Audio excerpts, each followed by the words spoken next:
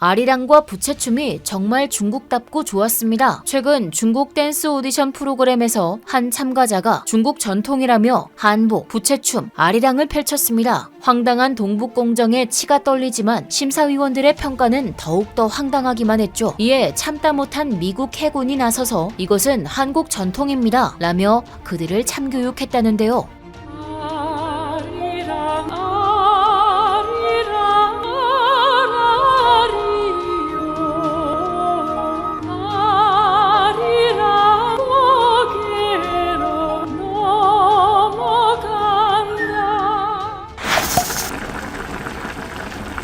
인간의 창의성과 표현의 자유, 그리고 공감이라는 장점을 지닌다. 누구나 가사나 곡조를 바꾸어 문화적 다양성을 가미할 수 있다. 해당 설명은 유네스코 세계 무형유산에 등재된 한 노래에 관한 것으로 민족의 얼과 한이 담겨 있는 것이 특징인데요. 세계유산으로까지 등재된 이 노래는 바로 대한민국의 대표적인 민요 아리랑입니다. 아리랑은 명실상부한 한국 문화의 대표적인 노래로 가사 내용이 대체로 슬프고 한스러운 게 특징입니다. 만약 한반도가 통일된다면 국가 지정 이야기가 나올 정도죠. 특히나 다양한 변주곡이 있으며 가사나 곡조를 바꾸어 변모할 수 있다는 점이 특이한데요. 분단된 지역의 화합을 상징하기에 한국뿐만 아니라 전 세계에서 불리고 있습니다. 그런데 이 때문일까요? 전통을 자신들의 손으로 부수고 민족이 여러 개로 나누어져 있는 한 국가에서 뜬금없이 아리랑을 자신들의 전통 민요라 우기고 있었는데요. 네, 맞습니다. 바로 중국입니다. 중국은 동북공정으로 한국의 좋은 것은 전부 자신들 것이라며 우기고 있습니다. 최근에는 아리랑, 부채춤까지 넘보고 있다고 하는데요. 지난 2020년에 방영된 중국 댄스 오디션 프로그램 저취시가무 시즌3. 해당 프로그램은 중국인을 포함해 일본, 유럽, 미국 등에서 내놓으라 하는 댄서들이 참여하는 글로벌 오디션으로 상당한 인기를 끌고 있는데요. 그런데 한 참가팀이 갑자기 조선족 춤을 선보이겠다며 한복을 입고 아리랑에 맞춰 부채춤을 췄습니다. 이를 두고 한 안무가가 이게 바로 스트릿 댄스라는 이상한 발언까지 했죠. 이미 포스터에도 떡하니 아리랑을 써놓고 심지어 참가자는 무대 중 아리랑을 부르는 상황. 아예 한국 전통 문화를 중국 문화로 둔갑시키려고 하는 것 같은데요. 해당 무대의 심사를 맡은 가수 레이는 조선족 무용이란 게 굉장히 어려운 춤이라 현대적인 춤이랑은 융합하기 굉장히 어려운데 굉장히 잘 융합되었다. 너무 좋았다. 라는 평가를 했습니다. 한복과 아리랑 그리고 부채춤까지 조선족, 즉 중국의 문화라는 그들의 헛소리. 중국은 한국 문화가 남아있는 조선족을 이용해 한국 전통을 빼앗으려고 하고 있다는 겁니다. 황당하게도 조선족을 이용한 문화 뺏기는 시즌이 거듭될수록 늘어만 갔죠. 그 중에서도 아리랑은 여러 민족을 하나로 뭉치고 싶은 욕망이 있는 중국의 좋은 먹잇감이었는데요. 심지어 중국은 과거 아리랑을 자신들의 무형문화유산에 등재하려고 시도한 적도 있었습니다. 이때도 조선족을 언급한 바 있죠. 2011년 중국은 조선족이 중국의 소수민족이므로 이들이 부르는 노래 아리랑도 중국의 문화다 라며 아리랑을 자국의 무형유산으로 유네스코에 올리려 했지만 당시 소식을 들은 한국 정부가 발빠르게 나서 무산됐습니다. 어이가 없는 중국의 동북공정, 중국의 만행에 치가 떨릴 찰나에 한국이 아닌 미국에서 반박하고 나섰는데요. 그것도 미국 해병들이 직접 움직였습니다. 지난 5월 미국 해군 국악대는 아시아계 미국인 및 태평양 섬 주민 유산의 달을 맞아 무대를 가졌습니다. 그때 미국 해군 국악대는 그들의 노고에 경의를 표하며 아리랑을 놀라운 은혜를 결합한 한국 전통 민요라 소개하며 연주했는데요.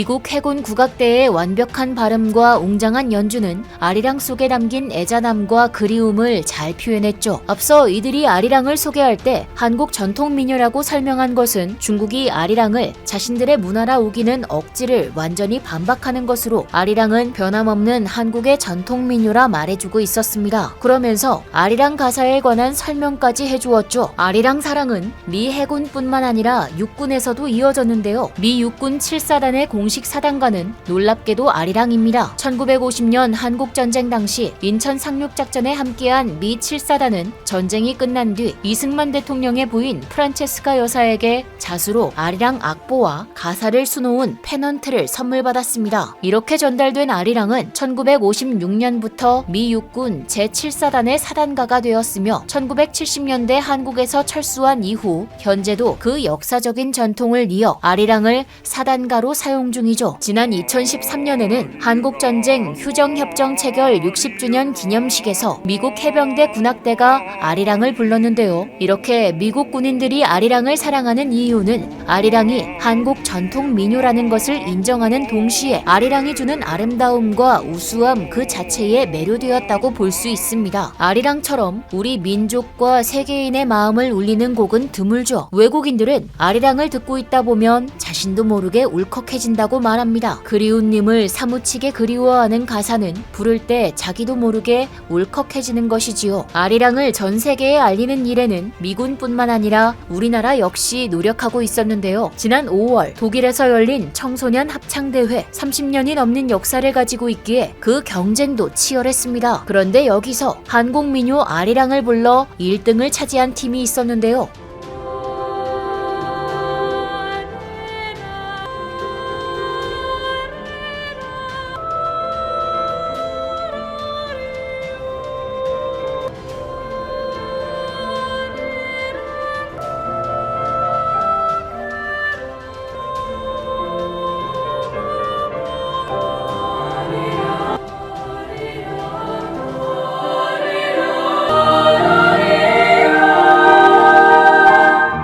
일 등을 차지한 이 도르트문트 청소년 합창단은 한국인 정날의 지휘자가 이끌고 있었습니다. 한국인 지휘자가 이끄는 합창단이 1등을 수상한 것은 이번이 처음이었죠. 정날의 지휘자는 이미 현지에서 지도력으로 정평이 나 있었는데요. 그녀는 독일 교육의 자율성을 바탕으로 한국 특유의 세밀함과 친근함을 더해 아이들을 지도하고 있었습니다. 정날의 지휘자는 이번 경연대회에 아리랑을 선택한 이유에 대해 한민족의 얼과 한이 담겨있는 아리랑으로 독일인들의 마음을 사로잡으면서 우리 문화의 우수성과 특수성을 유럽에 알리고 싶었다. 지난해 고향의 봄을 현지에서 선보이면서 음악으로 국위 선양한다는 꿈을 이룰 수 있다고 확신했다 라고 밝혔는데요. 이미 한 차례 한국 민요로 좋은 반응을 확인한 정날의 지휘자는 대표 민요인 아리랑까지 전파하게 된 것이죠. 우리 것으로 사람들의 마음을 움직일 수 있다는 걸 확인하는 것만큼 뿌듯한 게 없을 텐데요. 심지어 아리랑은 스페인 초등학교 음악 교과서에도 실렸다고 합니다. 해당 교과서에는 아리랑을 한국의 전통 노래 아리랑을 듣고 배워봅시다 라는 글귀와 함께 동양음악의 이해를 높이는 자료로 소개되고 있었는데요. 아리랑이 스페인 초등학교 교과서에 실리는 데는 스페인 밀레니엄 합창단 임재식 단장의 부단한 노력이 있었다고 합니다. 임재식 단장은 스페인 국영방송 RTV의 합창단에서 종신당원으로 활동하며 매년 아리랑을 부르는 음악회를 스페인 전역에 중계했습니다. 38년째 스페인에 거주하고 있다니 그가 아리랑을 스페인 전역에 소개한 횟수만 해도 어마어마했을 것 같은데요. 지금이야 한국 문화가 한류를 타고 유행하고 있지만 예전에는 한국 문화는커녕 동양인이라고 무시와 차별을 받았습니다. 하지만 임재식 단장은 우리 노래가 얼마나 아름답고 우수한지 스페인 사람들에게 깨닫게 해주겠다라는 마음 하나로 이겨냈다고 합니다. 그렇게 15년간의 준비 끝에 1999년 자기 손으로 직접 스페인 밀레니엄 합창단을 창단했습니다. 그 뒤로 21년 동안 연주회를 통해 그의 지휘 아래 수백 명의 스페인 성악가들이 우리 노래를 불렀죠. 그의 노력 끝에 2019년 우리나라 우리나라 민요 아리랑이 스페인 음악 교과서에도 실렸는데요. 스페인에 우리의 노래를 전파하고 아리랑의 아름다움과 우수함을 알리겠다는 그의 꿈이 이루어지는 순간이었습니다. 스페인 교과서에 아리랑이 게재되게 해서 스페인 아이들에게 우리의 노래를 전파하고 우리 노래의 아름다움과 우수함을 알게 하겠다는 그의 꿈을 드디어 이루게 된 것이죠. 이렇게 우리의 아름다운 선율을 널리 알리는 데 노력하는 모습, 그리고 세계인들이 인정하는 한국 전통 민요 아리랑, 이런데도 중국은 아리랑이 자신의 전통이라고 우길 수 있을까요? 부디 우리 것을 탐하지 말고 남아있는 거나 잘 지켰으면 좋겠네요. 지금까지 얼큰한 뉴스였습니다. 감사합니다.